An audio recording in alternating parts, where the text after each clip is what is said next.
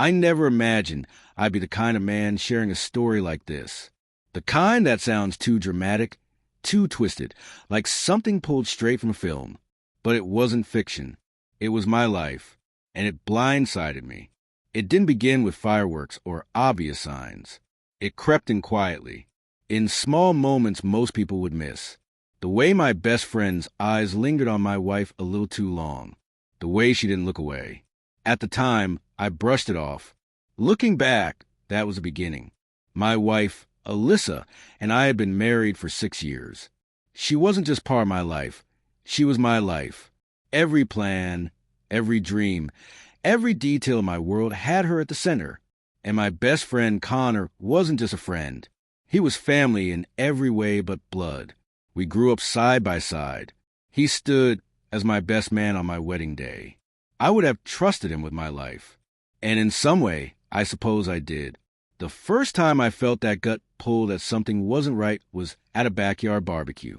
The air smelled like charred steak and cheap beer, music buzzing in the background.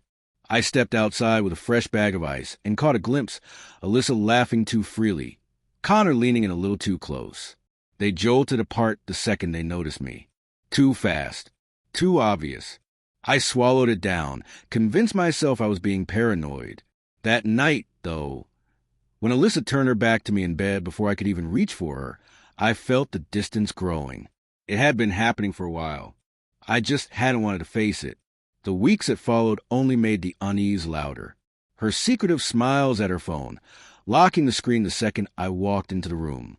Connor suddenly busier, but somehow still finding excuses to stop by the house. A hoodie left behind, a bottle of bourbon, sunglasses on the counter, breadcrumbs of his presence where he shouldn't have been. I started losing my grip. My gut screamed what my heart didn't want to believe. Then, one evening while she showered, I broke my own vow. I picked up her phone. I had sworn I'd never cross that line, but betrayal has a way of twisting your moral compass. And there it was, message after message, jokes, memories, inside references that didn't belong to me, photos, long late-night conversations, and the one text that destroyed me. Last night was everything I needed. I wish she hadn't come home early. I stood there, phone in hand, listening to the water run and her soft humming just steps away, knowing my entire life had been split in two. I didn't confront her. I didn't scream or throw things. I simply walked out, climbed into my car, and parked down the street. My hands shook on the steering wheel. My chest burned.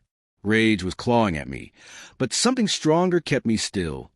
I wasn't going to let them turn me into the villain of my own story. So I chose patience. I chose strategy.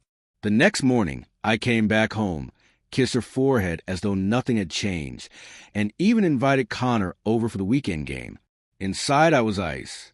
Outside, I was all smiles. What they didn't know was that I had started collecting evidence. Screenshots, call logs, upgraded security cameras. Every visit, every late-night conversation, it was all mine. I never tipped my hand. I let them bury themselves deeper. And then I set the trap. I planned a dinner, just the three of us.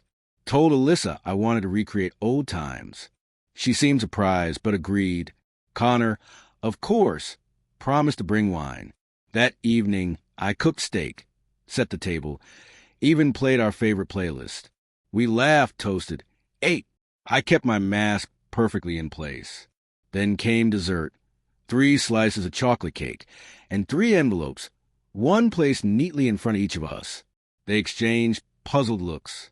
Alyssa gave a nervous laugh. "What's this?" "A game," I said. "Let's open them together." I counted to 3. Inside Alyssa's envelope, printed screenshots of every conversation, every photo, every lie. Inside Connor's, the same, plus a still image from my security camera of him leaving our bedroom at 1:38 a.m. The silence was deafening. Alyssa's face drained white. Connor stared at the table. Neither could find words.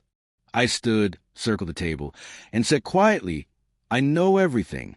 I've known for weeks." Her mouth opened, but no sound came.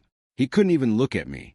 I looked straight at Alyssa and told her, "You made your choices. Now I'm making mine." Then I walked out. No arguments.